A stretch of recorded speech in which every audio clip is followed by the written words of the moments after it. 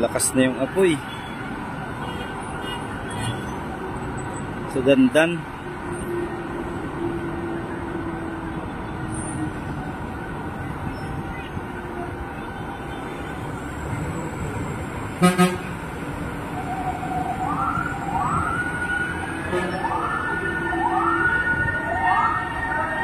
Lumalaki na.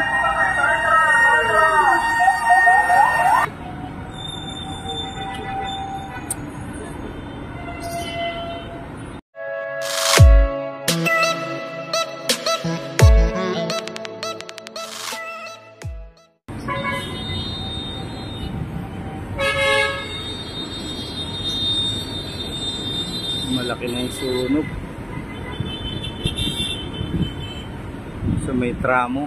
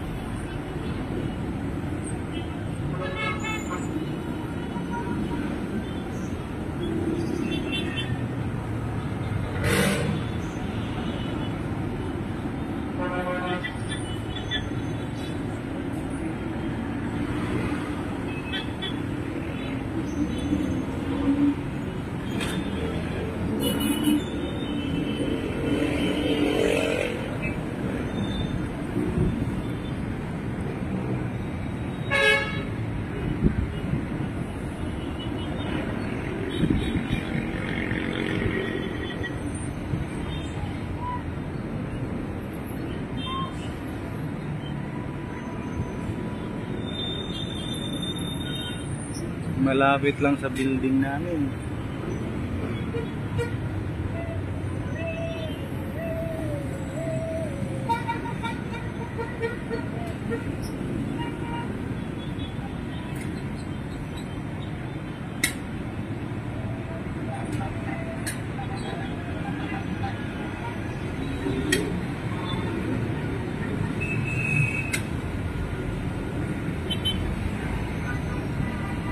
Ayun, na bumbero na yata. Pumuputi na yung usok.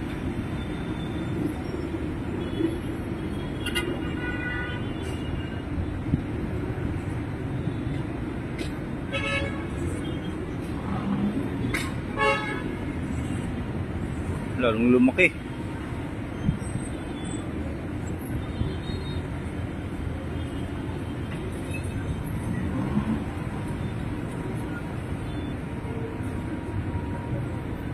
Lalo lumaki yung sunog.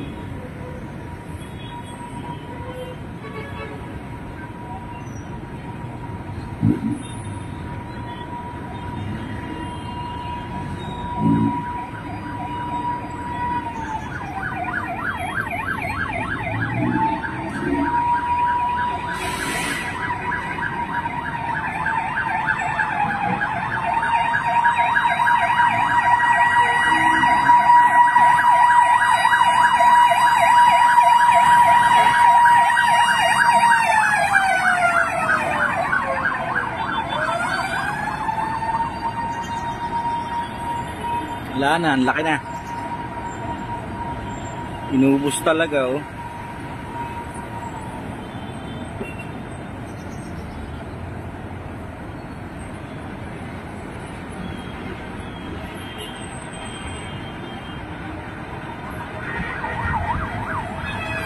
May tao pa sa ano, sa katabi.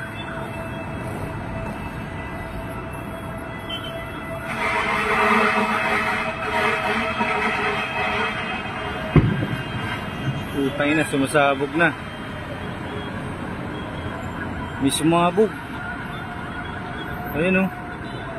Lumakas yung ano.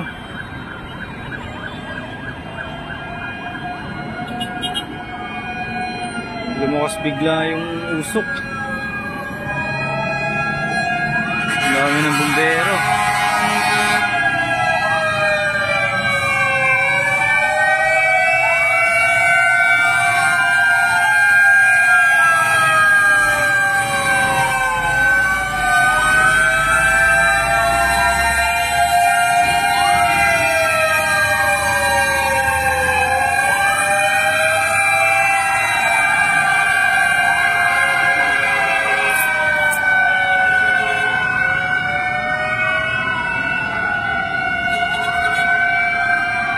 Wala na, tupok na.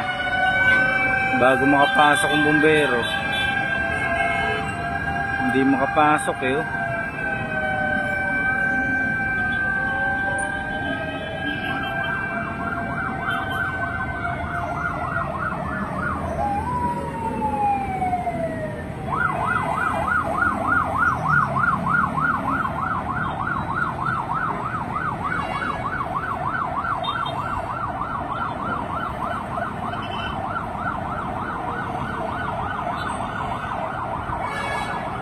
Wala na, tupok na.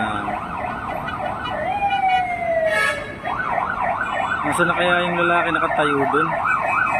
Nakababa kaya yun? Nakatayo dun kanina. Ang baho na ng amoy.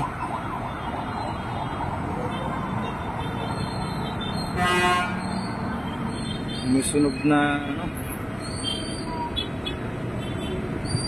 mga wire.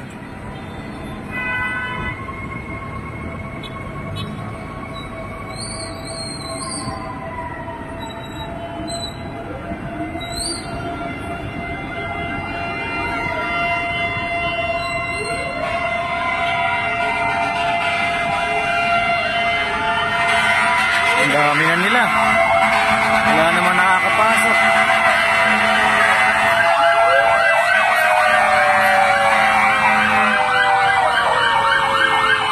Darating kayo dun, ubos na. Ang laki na ng apoy oh.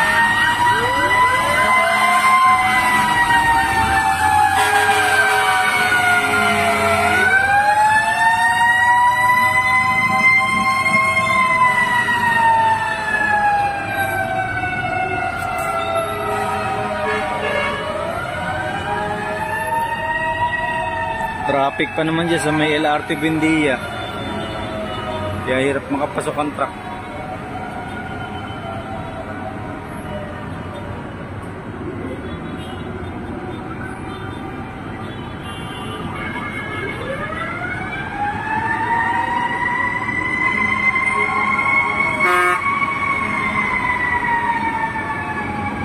Wala na, ubos na. Ay, babalik muna ako sa duty.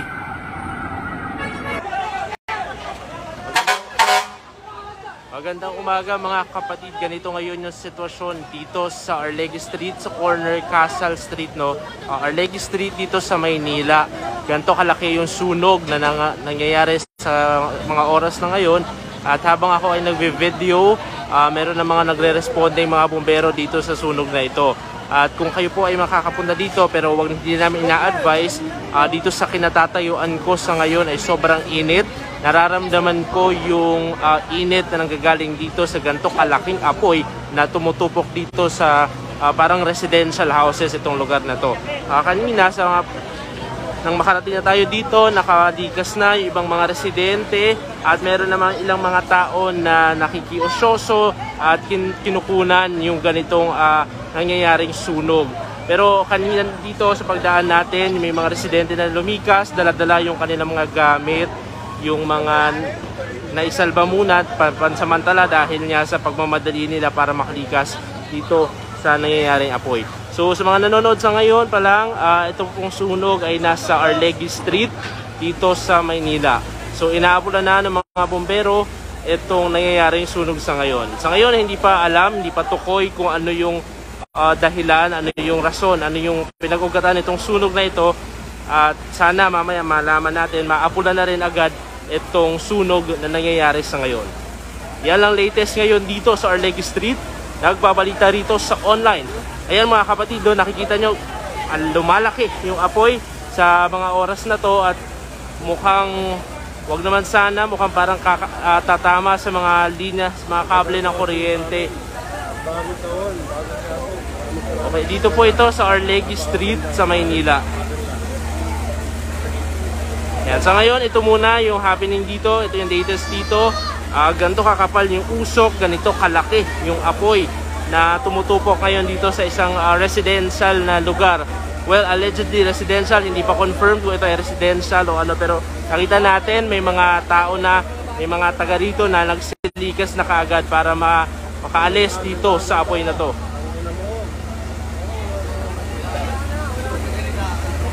So ngayon, yan muna ang ating ulat. Nagbabalita rito sa online.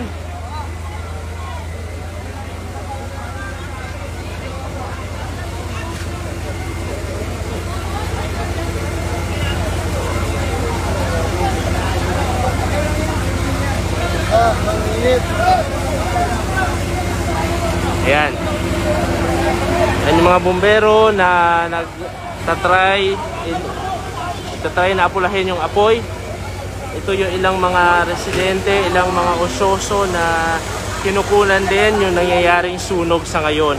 Pero mga kapatid, kung dito sa kinatatayuan ko, ramdam ko ngayon yung init na nanggagaling dito sa apoy. Kasi ganito kalaki yung sunog na nangyayari sa ngayon na hindi patukoy kung ano yung dahilan, ano yung pinagmulan ng sunog na ito. Pero ayon sa mga ilang residente na naririnig na natin at nakausap na, nagising na lang, narinig na lang nila na merong sumisigaw ng sunog, kaya dali-dali sila lumikas at isinalba yung mga gamit na kailangan nilang ilikas para hindi sila mabiktima, hindi sila mapinsala ng sunog. Ito ang latest dito sa Arlegui Street sa Maynila. Nagbabalita dito sa online. Josh Camo, News 5.